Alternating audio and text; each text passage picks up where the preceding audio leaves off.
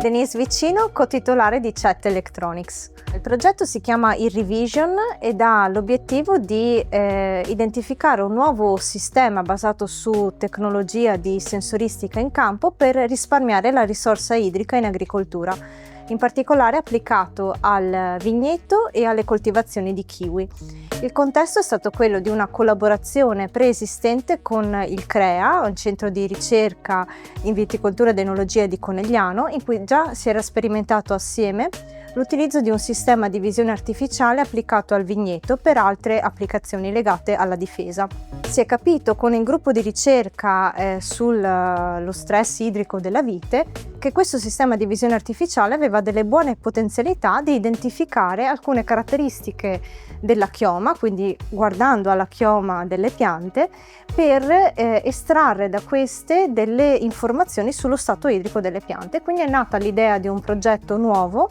che, basato su questa nuova strumentazione di visione artificiale, avesse l'obiettivo di definire un nuovo modello e tecnologia per guidare l'irrigazione nei vigneti e nei frutteti di kiwi. Quindi risparmiare l'acqua da una parte, ma anche darla nei momenti giusti e nelle quantità opportune affinché la resa qualitativa e quantitativa dei vigneti e dei frutteti fosse adeguata a rispondere alle esigenze dell'agricoltore. Il PSR ha permesso una collaborazione fra noi e questo importante centro di ricerca assieme ad alcune aziende agricole del territorio molto importanti, sia nell'ambito appunto del vigneto che della coltivazione del kiwi, e poi con un ente di gestione delle acque che è il Consorzio di Bonifica Piave, il quale ovviamente era un portatore di interesse per ottimizzare la risorsa idrica da parte delle aziende per poterne poi ottimizzare la gestione.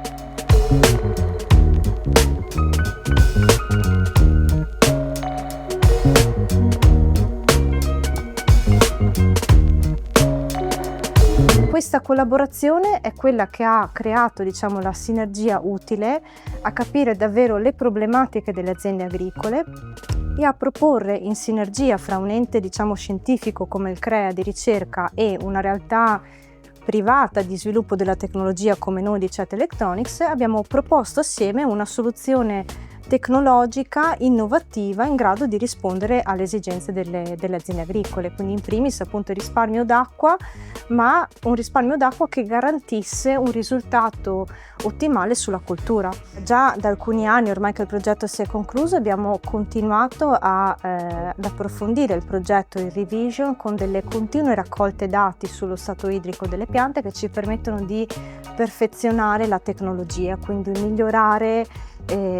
la stima che il nostro sistema di visione artificiale fa dello stato idrico delle piante. Nel contempo però abbiamo avuto l'opportunità di creare un nuovo gruppo operativo con la nuova programmazione del CSR Veneto. Il gruppo si chiama Vivis, coinvolge nuove aziende, nuovi consulenti, ma sempre il CREA come ente di ricerca e anche l'Università di Padova. Questo nuovo progetto vede la confluenza sia di Irrivision sia di un altro progetto che si chiama PV Sensing e si vuole testare come la stessa strumentazione in campo, quindi stazioni meteo unite alla visione artificiale e a sensori al suolo, permettono di monitorare non solo lo stato idrico delle piante come in Irrivision, ma anche le necessità di difesa delle piante per il rischio di malattie come la peronospora della vite.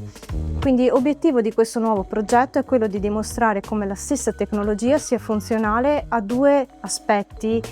fondamentali e complementari fra loro della gestione del vigneto in particolare, quindi la difesa e l'irrigazione, e ha un ulteriore obiettivo che è quello di dimostrare anche quali siano i limiti di queste applicazioni, perché ogni modello di questo tipo, modello previsionale basato su sensoristica fissa in un punto del campo, ha il limite di essere valido sostanzialmente in quel punto di misura. Noi vogliamo capire in questo nuovo progetto quanto è possibile la spazializzazione del dato, quindi quanto è vero il modello al di fuori del singolo punto di applicazione e come possiamo estendere la sua variabilità nello spazio spazio, anche grazie all'utilizzo di sensori mobili a bordo macchina, per esempio. Quindi l'obiettivo qui sarà duplice, perché si lavorerà sia rispetto alle malattie della vite, in particolare peronospora, sia rispetto allo stato idrico. Però darà in entrambi i casi davvero un boost ad entrambi questi aspetti, quindi un potenziamento che per noi sarà veramente importante, perché un modello è vero in un punto, ma dobbiamo capire quanto è valido al di fuori di quel punto e quindi che potenzialità ha per l'azienda.